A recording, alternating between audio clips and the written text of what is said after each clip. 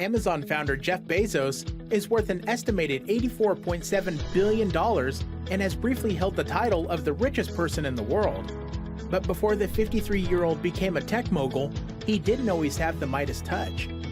Here's what the Amazon founder was doing in his 20s.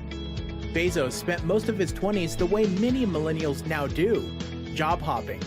While in college at Princeton, the future billionaire realized that he couldn't keep up with other students in the honors physics classes, so he switched his major to computer science. He also committed himself to the idea of one day running his own business.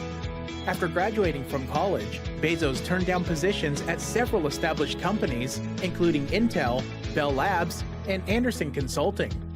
Instead, he accepted a job at FitTel, a telecommunications startup.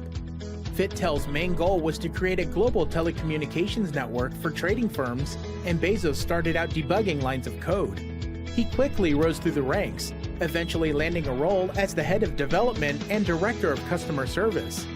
He spent more than 2 years attempting to grow the business.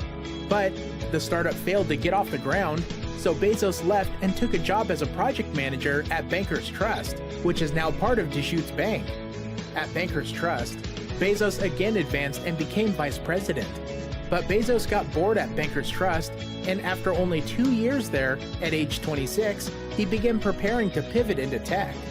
He took a job at the then 2-year-old hedge fund, D.E. Shaw, and became one of the company's vice presidents in just 4 years. As a VP, Bezos was tasked with researching new business opportunities on the rapidly growing internet, which has held tremendous potential in the early 1990s. After making a list of 20 products he could sell online, Bezos decided that books were the most viable option. When he couldn't get D.E. Shaw on board with the idea, he decided to branch out on his own. Jeff Bezos says, "I knew that when I was 80 that I would never, for example, think about why I walked away from the 1994 Wall Street bonus right in the middle of the year at the worst possible time. That kind of thing just isn't something you worry about when you're 80 years old. At the same time, I knew I might sincerely regret not having participated in this thing called the internet that I thought was going to be a revolutionizing event. When I thought about it that way, it was incredibly easy to make the decision." His bet on the internet paid off.